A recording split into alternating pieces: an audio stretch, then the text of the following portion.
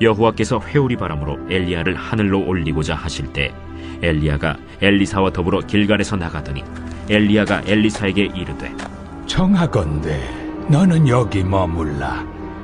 여호와께서 나를 베델로 보내시느니라.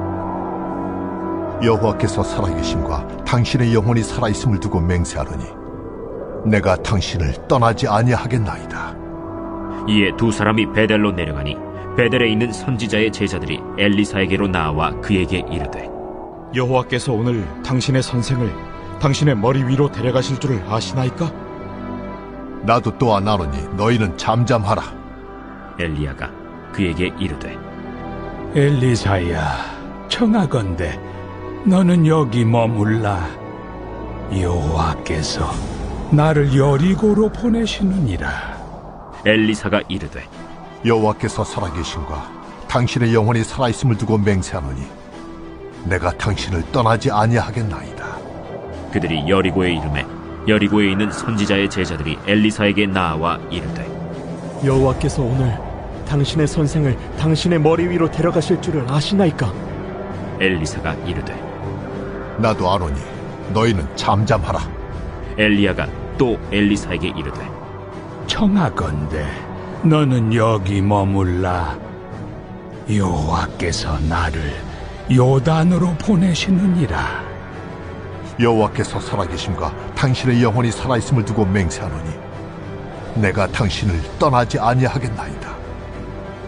이에 두 사람이 가니라. 선지자의 제자 50명이 가서 멀리 서서 바라보매 그 두 사람이 요단가에 서 있더니 엘리야가 겉옷을 가지고 말아 물을 치매 물이 이리저리 갈라지고 두 사람이 마른 땅 위로 건너더라. 건너매 엘리야가 엘리사에게 이르되 나를 내게서 데려감을 당하기 전에 내가 내게 어떻게 할지를 구하라. 당신의 성령이 하시는 역사가 갑절이나 내게 있게 하소서. 네가 어려운 일을 구하는도다. 그러나 나를 내게서 데려가시는 것을 내가 보면 그 일이 내게 이루어지려니와 그렇지 아니하면 이루어지지 아니하리라. 두 사람이 길을 가며 말하더니 불수레와 불말들이 두 사람을 갈라놓고 엘리야가 회오리 바람으로 하늘로 올라가더라. 엘리사가 보고 소리 지르되 내 아버지여, 내 아버지여, 이스라엘의 병거와 그 마병이여. 하더니 다시 보이지 아니하는지라. 이에 엘리사가 자기의 옷을 잡아 둘로 찢고 엘리야의 몸에서 떨어진 겉옷을 주워가지고 돌아와 요단 언덕에 서서 엘리야의 몸에서 떨어진 그의 겉옷을 가지고 물을 치며 이르되 엘리야의 하나님 여호와는 어디 계시니까? 하고 그도 물을 치매 물이 이리저리 갈라지고 엘리사가 건너니라. 여러분 반갑습니다. 오늘도 큐티로 여는 기막힌 하루입니다. 본문 말씀 열왕기하 2장 1절부터 14절의 말씀입니다. 지난 열왕기상 17장에서 혜성같이 등장했던 능력 있는 선지자 엘리야가 이제 떠나갈 시간이 다가왔습니다. 그리고 이제 그 뒤를 이어 엘리사가 그의 모든 사역을 넘겨받는 세대 교체의 장면이 나옵니다. 솔로몬이 해 아래 새 것이 없다고 했던 것처럼 우리 믿음의 삶이란 앞선 믿음의 선배들이 걸어갔던 그 길을 우리도 따라서 걸어가는 거룩과 구원의 이 순례의 길이라고 할 수 있을 것입니다. 우리가 걸어가는 이 거룩과 구원의 길, 사명의 길은 나만 가는 길이 아닙니다. 이미 수많은 믿음의 사람들이 함께 걸어간 길이고 앞서 걸어간 길입니다. 그러므로 우리는 먼저 이 길을 걸어간 믿음의 선배의 발자취를 통해서 어떻게 하면 우리가 이 길을 잘 걸어갈 수 있을 것인지를 배워야 할 것입니다. 오늘 그것을 함께 나누길 원하는데요. 먼저 우리가 이 거룩과 구원의 길을 잘 가기 위해서는 떠나지 말아야 한다고 말씀하십니다. 자, 드디어 엘리야가 하나님의 부름을 받고 떠나갈 시각이 임박했습니다. 자, 그런데 1절에서 6절의 말씀을 보면 이 두 사람이 함께 가던 중에 엘리야가 엘리사를 향해 세 차례나 반복해서 너는 여기 머물라 라고 합니다. 그리고 엘리사는 그때마다 내가 당신을 떠나지 않겠다고 맹세를 거듭합니다. 자, 왜 엘리야는 자꾸 엘리사를 두고 혼자 가려고 하는 것일까요? 이것은 이제 엘리사가 엘리야의 뒤를 이어 선지자가 될 자격이 있는지를 보는 일종의 마지막 테스트와 같은 의미가 있습니다. 엘리사는 후계자로 낙점된 뒤 엘리야를 쫓아다니면서 이 선지자의 길이 얼마나 고단하고 힘든 길인지를 똑똑히 보고 목격했습니다. 그런 엘리사를 향해 여기 머물라고 하는 것은 다시 말하면 그래도 이 길을 가겠느냐고 묻고 있는 것입니다. 그러나 이에 대한 엘리사의 대답은 매우 단호합니다. 여호와께서 살아계심과 당신의 영혼이 살아있음을 두고 맹세하노니 내가 당신을 떠나지 아니하겠나이다. 엘리사는 3번이나 같은 대답으로 떠나지 않겠다고 합니다. 자, 성경에서 3은 완전수라고 했습니다. 즉 오늘 엘리사의 이 대답은 선지자의 삶의 길을 내가 절대로 떠나지 않겠다는, 결코 벗어나지 않겠다는 이 굳은 결단입니다. 그렇습니다. 예수님도 우리 믿음의 사람들이 걸어가는 이 거룩과 구원의 길이 좁고 협착하여 찾는 자가 적은, 결코 쉬운 길이 아니라고 말씀해 주셨습니다. 그러나 우리는 절대로 이 길에서 떠나면 안 됩니다. 특별히 우리가 믿음의 길을 잘 걸어가기 위해서는 공동체에 붙어있는 적용이 참 중요합니다. 자, 비록 이제 엘리야는 곧 떠나지만 이 엘리야가 떠나기 전까지 엘리야와 엘리사는 늘 함께 동행했습니다. 그리고 오늘 말씀해 보니까 선지자의 제자들도 늘 함께하고 있었다는 것을 우리는 오늘 말씀을 통해 봅니다. 이렇게 믿음의 길은 우리가 함께 걸어가는 길입니다. 혼자 가면 빨리 가지만 같이 가야 멀리 갈 수 있다고 했습니다. 우리가 걸어가는 믿음의 길에 시시때때로 믿음을 떠나고 말씀을 떠나고 공동체를 떠나고 싶은 시험과 유혹이 찾아옵니다. 그러나 우리는 그때마다 엘리사의 대답을 떠올려야 합니다. 여호와의 살아계심과 당신의 영혼이 살아있음을 두고 맹세하노니 내가 당신을 떠나지 아니하겠나이다. 오늘 여기 내가 당신을 떠나지 아니하겠나이다에 우리가 다른 것들을 넣어볼 수 있다고 생각합니다. 내가 말씀을 떠나지 아니하겠나이다. 내가 큐티를 떠나지 않겠나이다. 내가 공동체를 떠나지 아니하겠나이다. 떠나지 않아야 멀리 갈 수 있고 끝까지 갈 수 있습니다.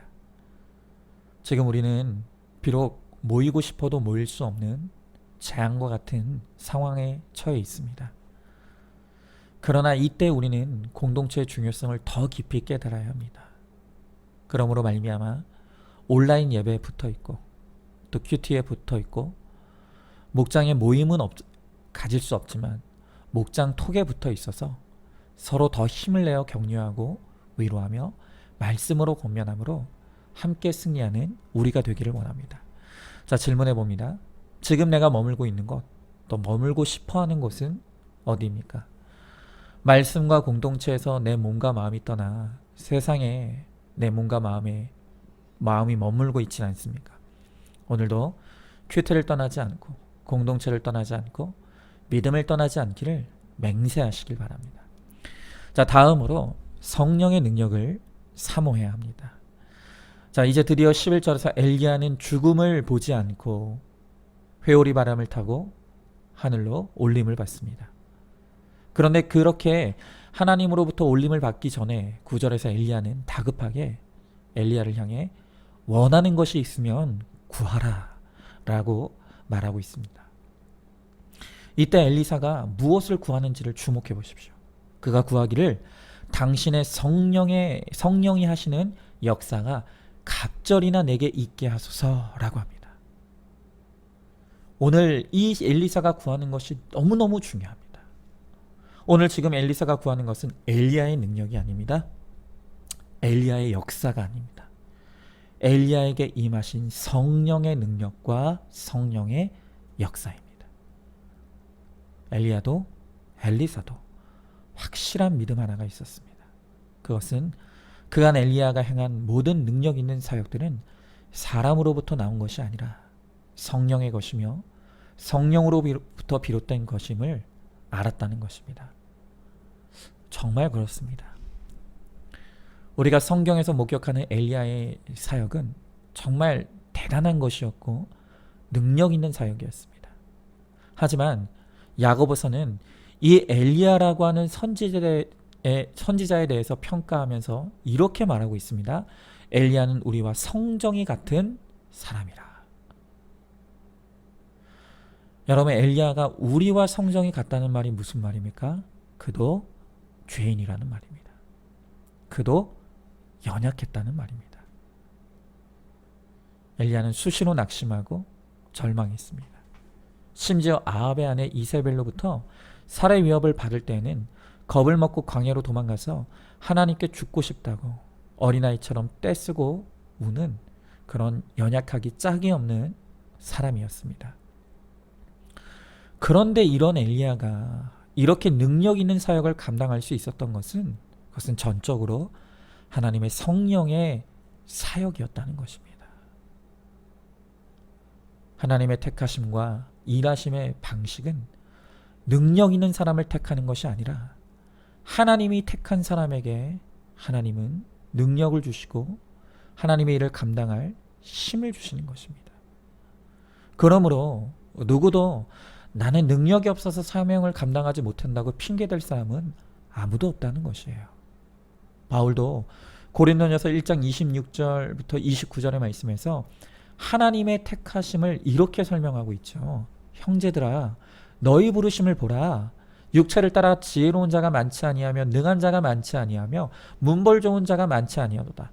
그러나 하나님께서 세상에 미련한 것들을 택하사 지혜 있는 자들을 부끄럽게 하려 하시고 세상에 약한 것들을 택하사 강한 것들을 부끄럽게 하시며 하나님께서 세상에 천한 것들과 멸시받는 것들과 없는 것들을 택하사 있는 것들을 패하려 하시나니 이는 아무 육체도 하나님 앞에서 자랑하지 못하게 하려 하심이라 그랬어요. 여러분, 오늘 이 바울의 이 말씀을 따른다면 엘리야도 또 엘리사도 그들 안에 자랑할 것은 아무것도 없습니다. 왜냐하면 그들이 특별해서 택함받고 쓰임받은 것이 아니라 하나님의 특별한 은혜가 아무것도 아닌 그들의 인생에 영광이 임하게 한 것이고 또 하나님의 은혜로 말미암아 쓰임받을 수 있었던 것을 알아야 합니다. 여러분, 이것이 우리에게 얼마나 큰 소망과 위로가 됩니까?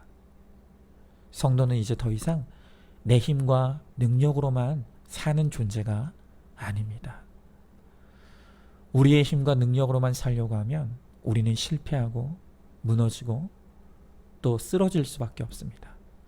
그러나 성도란 이제 내 힘이 아닌 성령의 힘으로, 내 열심이 아닌 성령의 열심으로 살아가는 존재들인 것입니다.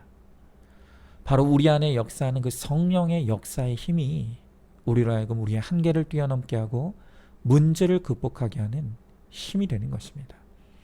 그러므로 우리도 엘리사처럼 성령이 하시는 역사를 갑절의 갑절을 구하시기 바랍니다.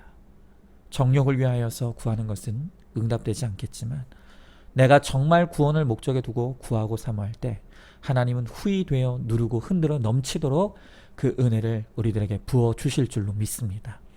자, 질문해 보시죠. 이제껏 나는 내 열악한 환경과 재능과 능력 없음을 탓하고 있진 않습니까?